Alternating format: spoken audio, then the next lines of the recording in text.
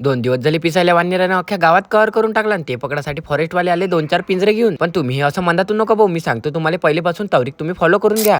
सकाळी सकाळी अख्ख्या गावात न्यूज पसरली का पिसायले वानर माणसावर येऊन पडून राहिले. अनय खरं आहे का खोटं आहे म्हणून मामा मी पण आम्ही पाहासाठी गेलो तर हे खरं होतं भावा, वानर ह्या अंगावर येऊन पडून राहिले होते. मग सकाळच्या पायरी एवढी पुंगी निपटल्यानंतर लोकांना लावलं फॉरेस्टवाल्याला फोन.